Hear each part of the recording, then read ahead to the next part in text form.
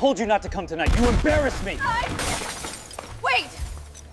Get down. We're compromised. Take the left flank, now. I never thought that picking up my wife from work on a freezing January night would change everything. I'd spent all day on a Chicago construction site, numb from the cold, just wanting to go home.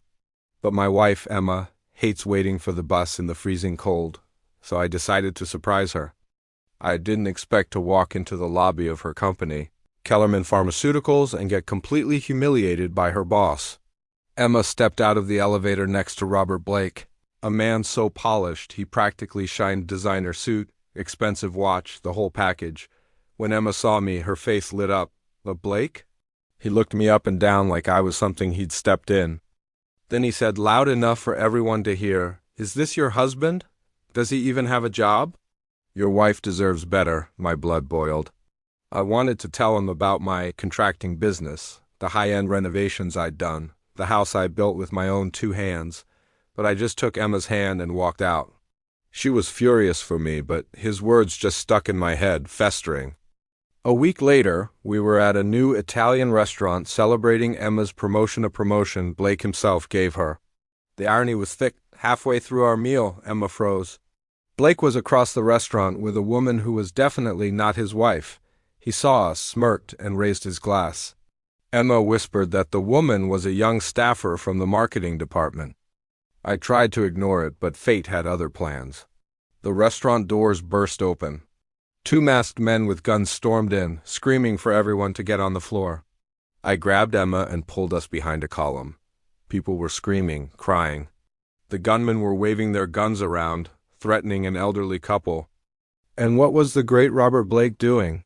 He dove under the table, yanking his date's purse to use as a shield.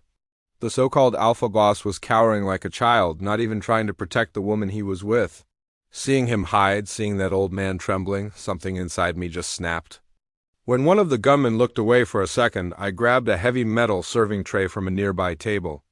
I stood up and threw it with everything I had right at the other gunman's head. He stumbled, and I tackled him, slamming us both through a table.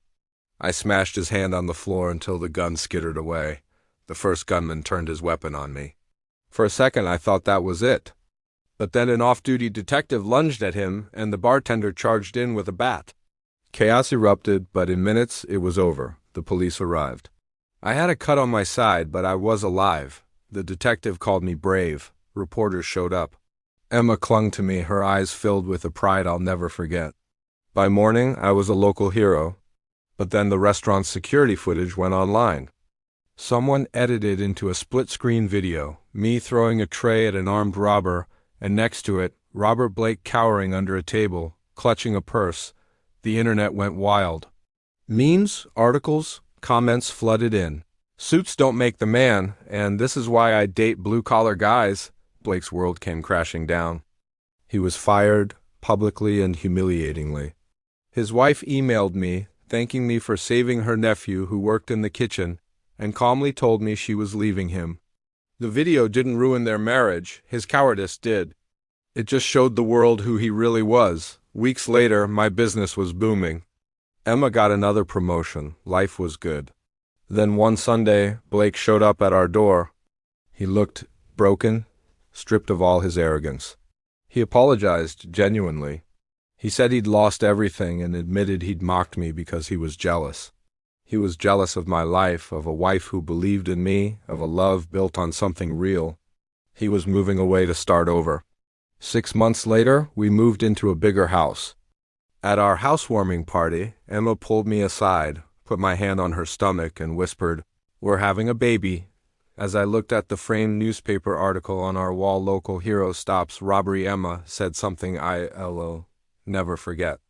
"If Blake hadn't mocked you, we never would have gone to that restaurant. Everything might be different." She was right. Blake said she deserved better. And she smiled up at me and said, "I did." And I got it, because real strength isn't about money or a fancy title. It's about who you are when things get tough. And my wife chose me long before the world ever knew my name. Thanks for watching. If you enjoyed this story, don't forget to like and subscribe for more.